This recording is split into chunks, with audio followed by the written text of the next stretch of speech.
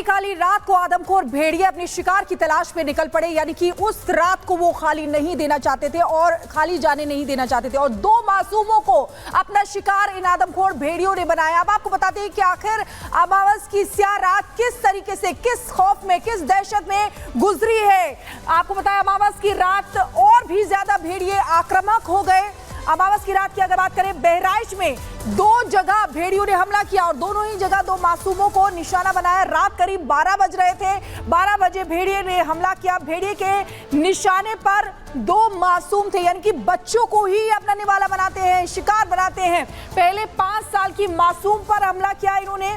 उसके बाद आपको बताया कि 5 साल की मासूम को पर हमला करने के बाद दादी के साथ घर में ये मासूम बच्ची जो थी वो सो रही थी, लेकिन उस पर बच्ची के गले पर भेड़िए के दांत के निशान, अपने निशान छोड़ दिए उसने। किस तरीके से बच्ची के गले पर भेड़िए के दांत के निशान दिखाई दिए। चिल्लाने पर भेड़िया भाग निकला। हालांकि निशाना बनाने गया था, लेकिन जब आस पड़ोस में चीख पुकार मचने लगी तो वो भाग गया। कुछ देर बाद गांव के दूसरे घर पर हमला किया, यानी कि पहले निशाना बनाया 5 साल की बच्ची को, वहां उसको कामयाबी हासिल नहीं हुई तो दूसरे घर पर हमला किया। वहां भी बाल बाल बचा एक मासूम। वहां पर भी क्योंकि इस समय दहशत में, खौफ के साए में जीने को मजबूर है गांव वाले और इसीलिए रात रात जागकर पहरा देकर वो अपनी रात बिता रहे हैं। अमावस की रात ज्यादा खूंखार हो गए थे ये भेड़िए और निकल पड़े अपने शिकार की तलाश में। तो देखिए, कुल मिलाकर भेड़ियों का आतंक लगातार जारी है। और बात अगर हम बहराइच की कर लेते हैं तो बहराइच के 50 से ज्यादा ऐसे गांव हैं जहां दहशत लगातार बढ़ती हुई नजर आ रही है। अब स्थिति और हालात ये हो चुके हैं कि ब्रिटिश राज की वो कहानी याद आ रही है जब कुछ महीनों के अंदर 1 लाख भेड़ियों का शिकार कर लिया गया था। ऐसे में सवाल ये उठ रहा है कि क्या वन विभाग के सामने सिर्फ एकमात्र रास्ता बचा है भेड़ियों का शिकार। रिपोर्ट के जरिए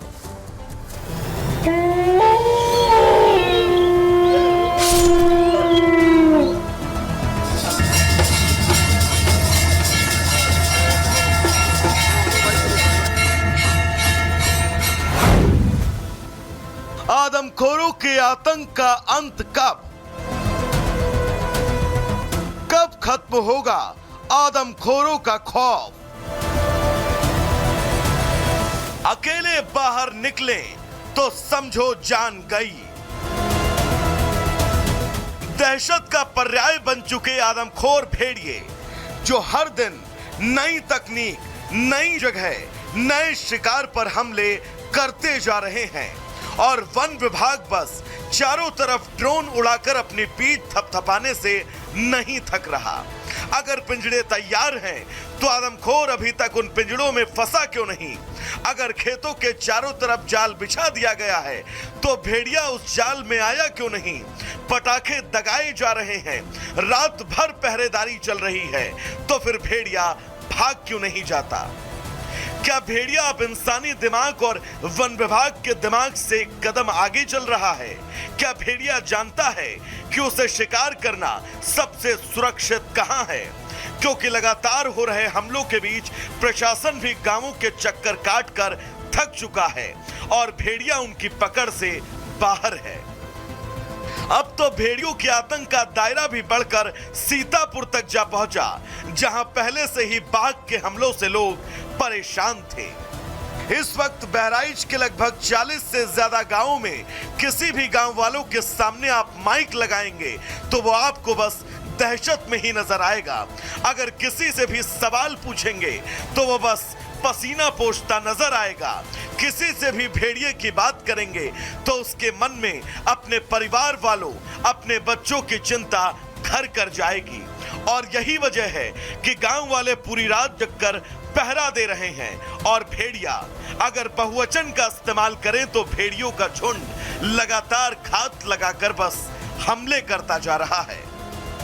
हमारे साथ कुछ लोग हैं, आप देख सकते हैं ये तालाब की मंदिर है, ये इस बीच बाग में मंदिर है जहां पर लोग गांववासी, ग्रामवासी इकट्ठा हुए हैं, माँ को प्रसन्न करने में लगे हैं और वह इसलिए कि माँ प्रसन्न हो और अपना आशीर्वाद दे।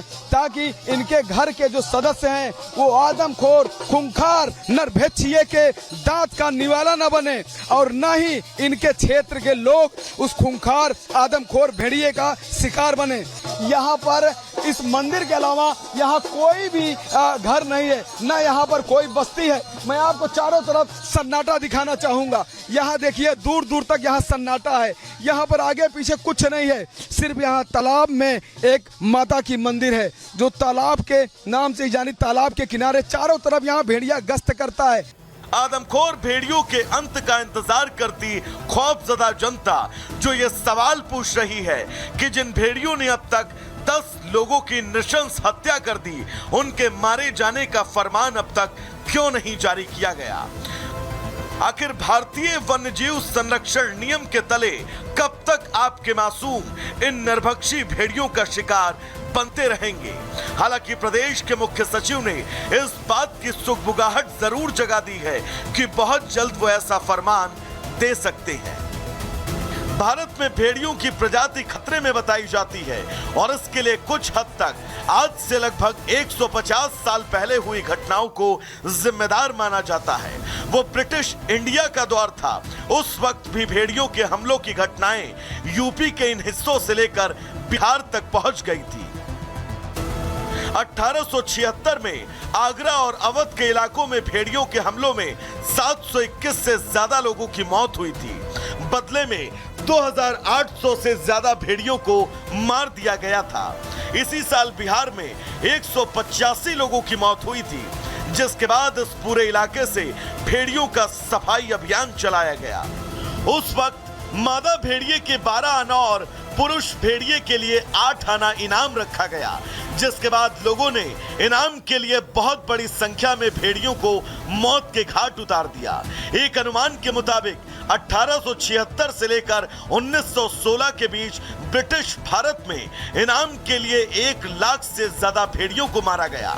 यही वजह रही कि भारत में भेड़ियों की संख्या बहुत कम हो गई। लेकिन एक बार फिर आदमखोर होता भेड़ियों का झुंड और सरकार की सख्ती दोबारा ऐसे किसी फैसले की तरफ हो सकती है, क्योंकि लगातार बढ़ रहे भेड़ियों के आतंक से जनता त्रस्त है। भेड़ियों की संख्या भी अनुमानित नहीं है। भेड़िया कब कहां किसे शिकार बना ले ये कहना मुश्किल है, क्योंकि जब भी कोई जानवर किसी इंसान को मारता है तो वो वहशी कहलाता है और आप अपने बच्चों को वहशियत के मुंह में खुला नहीं छोड़ सकते। Bureau report, Republic Bharat.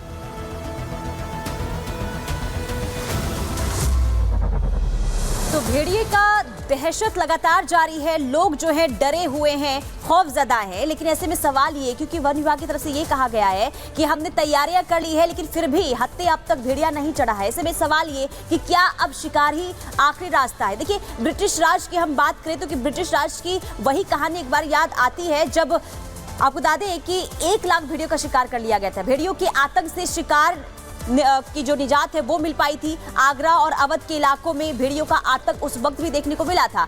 1876 की बात करें तो आदमखोरों के हमले में 721 लोग उस समय जो है मारे गए थे। ब्रिटिश सरकार ने 2800 भेड़ियों का शिकार उस वक्त किया था। बिहार में भी 185 लोग भेड़ियों का निवाला बने थे। बाद में प्लान बनाकर अभियान चलाया गया, सफाई अभियान चलाया गया। उस तरीके से उस वक्त जो है आतंक खत्म किया गया था। भेड़ियों के शिकार पर इनाम भी रखा गया था। इसके अलावा अगर बात करें, देखिए बाद में भेड़ियों के शिकार को 12 आना यानी कि इनाम जो है वो रखा गया था। पुरुष के शिकार पर 8 आना इनाम रखा गया था। ये हम तब की बता रहे हैं बात जब ब्रिटिश राज था। बड़ी संख्या में भेड़ियों का शिकार जो है उस वक्त किया गया था और यही स्थिति अब इस वक्त भी बनती हुई नजर आ रही है। 1876 से 1916 की बात करें तो करीब 1 लाख भेड़िए जो इस वक्त मारे गए थे, क्योंकि स्थिति लगातार उस वक्त भी बिगड़ती हुई नजर आ रही थी और लगातार जो आदमखोर थे उस वक्त भी लोगों को अपना निशाना बना रहे थे। और ऐसे में सवाल ये उठता है कि क्या हमें वही कदम उठाना पड़ेगा जो ब्रिटिश राज में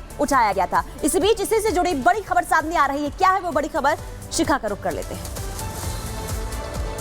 बड़ी खबर सीतापुर से आ रही है, जहां पर बाघ का आतंक लगातार जारी है। गाय पर बाघ ने हमला किया। वहीं आपको बता दें कि गाय को खेतों में खींचकर ये बाघ ले गया जैसे तैसे किसान ने भागकर अपनी जान बचाई। तो देखिए, सीतापुर में भेड़िए का आतंक तो है ही, बल्कि बाघ ने भी वहां पर लोगों का जीना मुहाल कर रखा है। गाय को निशाना बनाया बाघ ने, गाय को खींचकर खेत की तरफ ले गया ये बाघ।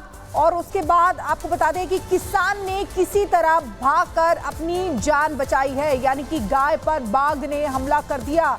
बाघ की वजह से भी सीतापुर के लोग जो हैं वो दहशत में जीने को मजबूर हैं, डरे हुए हैं, सहमे हुए हैं कि कब बाघ आ जाएगा और उन पर हमला कर सकता है। और इसीलिए देखिए, वन विभाग की टीम जो है मुस्तैद नजर आ रही है, लगातार अभियान वहां पर चलाया जा रहा है। लेकिन बाघ इतना शातिर है कि हर बार भाग निकलता है।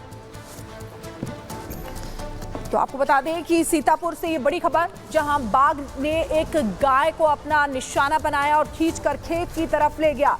बाघ इतना शातिर बताया जा रहा है कि बीती रात उसकी एक तस्वीर भी सामने आई थी, जिसमें वो पिंजरे से लगभग 50 मीटर दूर था, और लेकिन वो पिंजरे के पास तक नहीं आया। यानी कि हर तरीके से कोशिश की जा रही है कि बाघ को पकड़ा जा सके। आगे बढ़ेंगे और अब बात करेंगे संदीप घोष की। राज बाहर और अब संदीप घोष अंदर। ये हम इसलिए कह रहे हैं क्योंकि कल सीबीआई ने गिरफ्तार कर लिया है पूर्व प्रिंसिपल आरजीकर के जो थे, उन्हें गिरफ्तारी उनकी हो चुकी है। भ्रष्टाचार के मामले में गिरफ्तारी हो चुकी है। इसी के साथ ही आपको ये भी बता दें कि 3 और लोग हैं जिन्हें सीबीआई ने गिरफ्तार किया है। तो आपको बता दें कि संदीप घोष, जिनसे लगातार पूछताछ हो रही थी और ये माना जा रहा था कि कई अहम खुलासे जो है वो संदीप घोष जो पूर्व प्रिंसिपल हैं वो कर सकते हैं, और इसी बेसिस पर आपको बता दें भ्रष्टाचार को लेकर संदीप घोष को गिरफ्तार कर लिया गया। एक रिपोर्ट आपको दिखाते हैं।